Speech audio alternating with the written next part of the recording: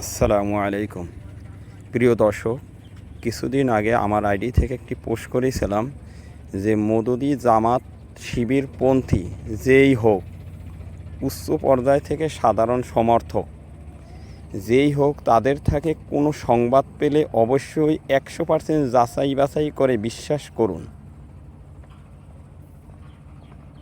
কিছুদিন যাবৎ শেখ হাসিনার কপালে নামাজের দাগ এ বিষয়ে যেভাবে অপপ্রচার চালাচ্ছে, এখনও চালাচ্ছে, সে বিষয়ে আজকের সত্যতা নিয়ে আপনাদের কাছে একটি ভিডিও তৈরি করেছি। ইনশাল্লাহ দেখবেন ওদের চেহারা সুরাত দেখে মনে হয় বিশাল দরবেশ ফেরেশতা।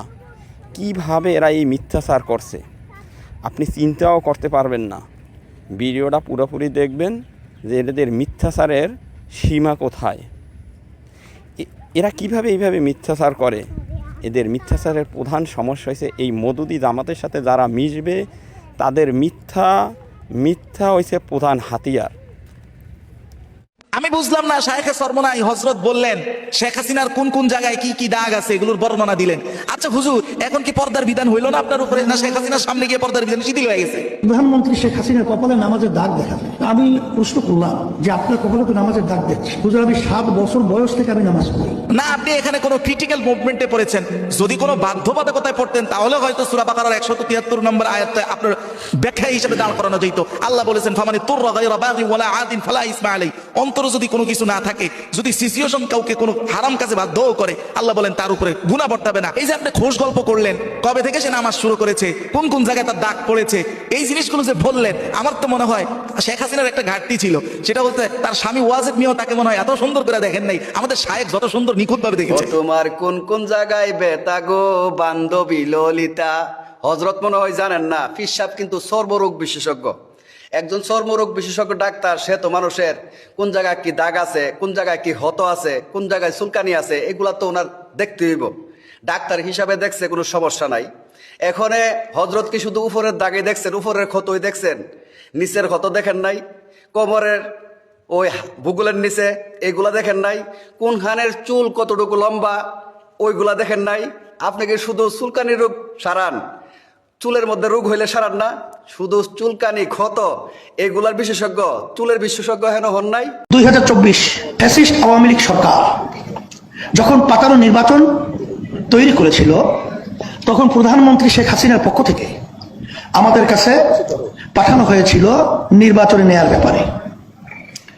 সেখানে প্রধানমন্ত্রীর পক্ষ থেকে যখন আমাকে নিয়ে বসবে, তখন আমি শর্ত লাগিয়েছিলাম যে তাদের নির্ধারিত প্রস্তাবিত জায়গায় আমি বসবো না, আমরা যেখানে বলবো সেখানে তাদের বসতে হবে। আমাদের প্রস্তাব মেনে তারা বসছিল। বসার পরে আমি দেখতেছিলাম যে তার কপালে নামাজের দাগ দেখা যায়। তা আমি প্রশ্ন করলাম যে আপনার কপালে তো নামাজের দাগ দেখছি, তাহলে তো মনে হয় আপনি নামাজ পড়েন। তখন সে বলতেছিল হুজুর, আমি 7 বছর বয়স থেকে আমি নামাজ পড়ি। কিভাবে? বলে হুজুর, আমি যদি নামাজ না পড়তাম, আমার মা আমার জন্য ঘরে ভাত পাক করতো না। আমার মাকে আমাকে নামাজি বানাবার জন্য চেষ্টা করেছে, সেই থেকে হুজুর আমি নামাজ পড়ি, নামাজ ছাড়ি না। তখন আমি বলতেছিলাম তাহলে তো আপনার সঙ্গে কথা বলতে ভাই ভাই হিসেবে আমার সাহস বেড়েছে। তখন আমি বলতেছিলাম যে আপনারা এই পাতানো নির্বাচনে প্রধানমন্ত্রীর পক্ষ থেকে আসছেন, আমাদেরকে সেখানে ঢুকাবেন, সিট দিবেন এবং এমপি বানাবেন, অনেক কিছু আমাদেরকে অফার দিয়েছেন।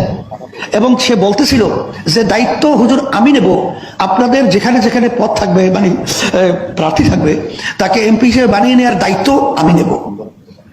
আমি একটা হাস দিয়ে বলছিলাম যে একটা কথা আপনাকে বলি শোনেন, যে বর্তমান সরকার কোন প্রেসক্রিপশনে চলে, ব্যাখ্যা আমি অত যাব না। আমাদের দেশে প্রেসক্রিপশন না, এই প্রেসক্রিপশন অন্য জায়গায় হয়, এখানে বাস্তবায়ন হয়। আপনি পরিষ্কার জেনে রাখেন, ইসলামী আন্দোলন বাংলাদেশ প্রতিষ্ঠিত হয়েছে 1927 সাল। অদ্যাবধি পর্যন্ত কোন ফ্যাসিস্ট, কোন চাঁদাবাজ, কোন খুনি, কোন মিথ্যুক জালেম, দেশের টাকা পাচারকারী, তাদের ক্ষমতায় যাওয়ার জন্য সহযোগী ইসলামী আন্দোলন বাংলাদেশ প্রতিষ্ঠা থেকে শুরু করে কখনো হয় নাই। সিঁড়ি হিসেবে ব্যবহার আমাদেরকে করবে আর ক্ষমতার মসনদে যাবে, এই দুর্নীতিবাজদের কখনোই সহযোগিতা আমরা ছিলাম না, এখন আমাদেরকে পাবেন না। এক পর্যায়ে বলতেছিলাম যদি আমাদেরকে সরকার চাপ প্রয়োগের মাধ্যমে এর ভিতরে ঢুকিয়ে ফেলে, তাইলে এই দেশের পক্ষে, মানবতার পক্ষে, দেশের কল্যাণের পক্ষে কে কথা বলবে, কারা বলবে, সেরকম একটা আপনি দল বের করে দেন। তখন এক পর্যায়ে সেই প্রশ্নের উত্তর না দিতে পেরে তখন বলছে, হুজুর আপনাদের অবস্থানটা আমরা বুঝেছি, প্রধানমন্ত্রীকে এভাবেই বলবো। আলহামদুলিল্লাহ এরপর থেকে খুব একটা ডিস্টার্ব করে নেই। আমার আব্বাজান রহমতুল্লাহি আলাইহি বলতেন, শিক্ষা জাতির মেরুদণ্ড, কিন্তু সব শিক্ষাই কিন্তু জাতির মেরুদণ্ড হতে পারে না, সুশিক্ষাই হলো জাতির মেরুদণ্ড।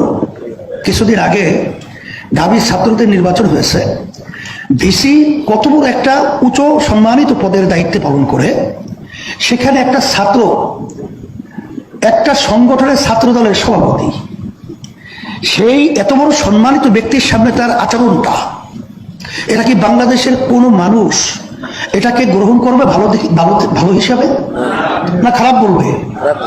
তাহলে বোঝা গেল যে ওর শিক্ষাটা আসলে এমন শিক্ষা শিক্ষিত হয়েছে যে শিক্ষার মাধ্যমে কোন জায়গায় কি আচরণ করতে হয়, ব্যবহার করতে হয়, এটা ওকে শেখানো হয় নাই।